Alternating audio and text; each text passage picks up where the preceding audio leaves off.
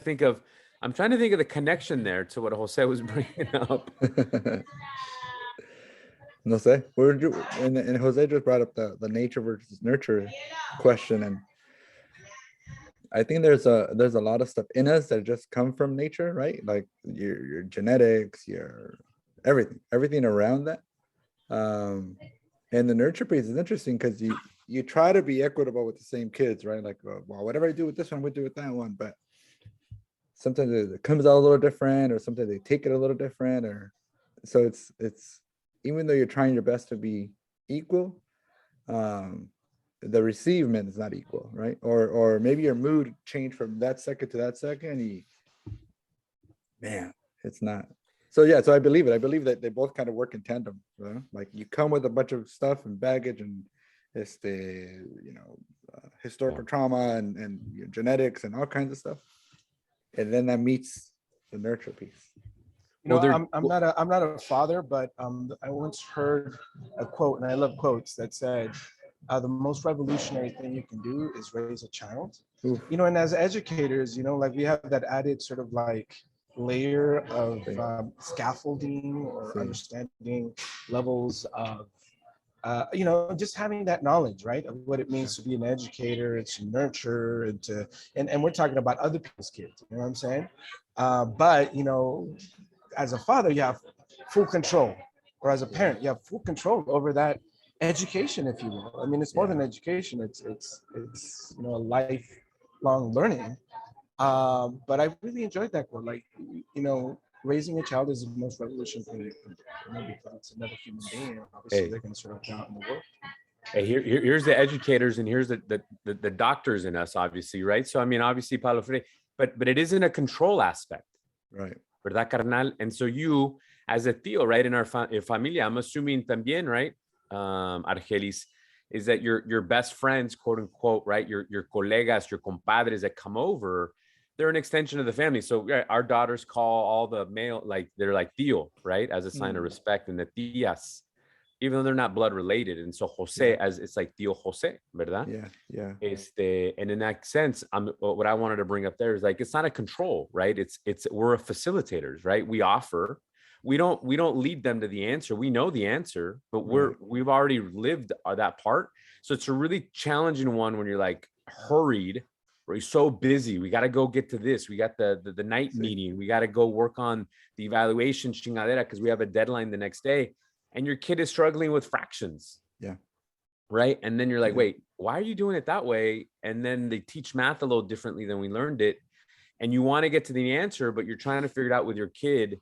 And it's that patience. So you're not telling them, but it's that facilitation and having that patience and understanding that developmentally, this is where the elementary school experience for me really helped. This term that it's developmentally appropriate. Yeah. So they're in a different epocha. They're not in their 30s and their 40s mature. They're seeing the world through a very different lens, and we have so much more to pull from. Anyway, But hey, I remember why I brought up Xochitl's birthday. Go ahead, bring it up. Which is that it's hard because we didn't engage. So normally this time Quetzali's birthday is on the 28th, so we would have one big party. Oh. And there's a chingadera, right? There's my dad is the oldest of 10, my mom is the oldest of 11. We got a shitload of friends. So it would be easily, it's like 50 to 60 people. Your core group. Up. Yeah, we do have a core group. So right now you're not, right? So like Jose would be part of that. The friends would be part of it. The neighbors would be a part of it. Coworkers would be part of it.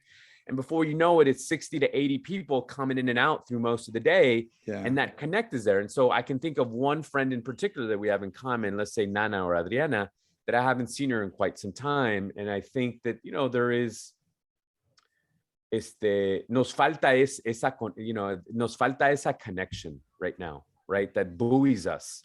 I don't really think that our batteries are fully charged at the end of the weekend. They're even, and not that they were before, but they're even less juiced by Monday morning. They're running low, ¿verdad? Anyway, because you would need that like camaraderie with everybody else. It's a convivio, no? And you see that neighbor and you invite people, and now you're like, well, who's making the cut? Who isn't making the cut?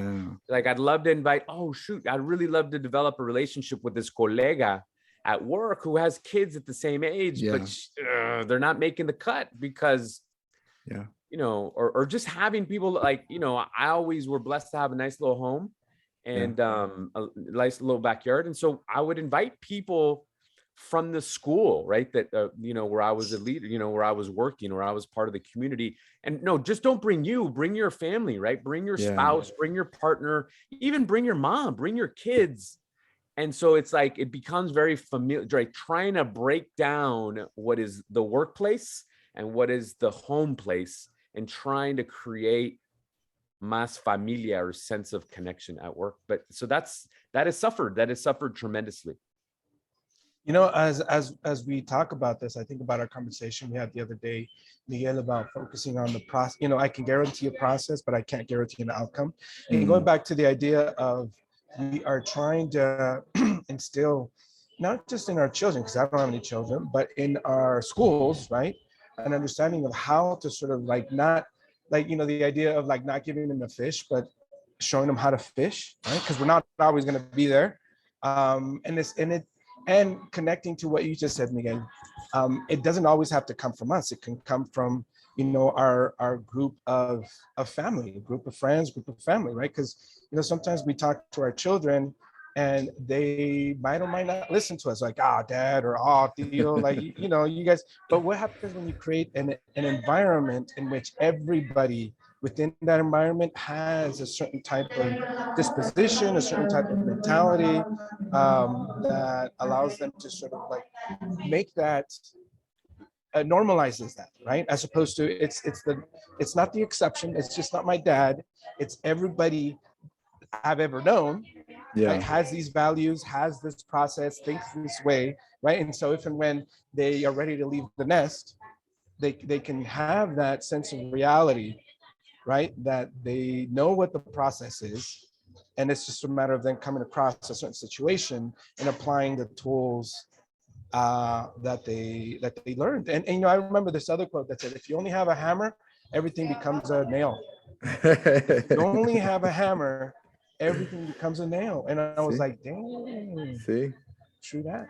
That's all you could do with it.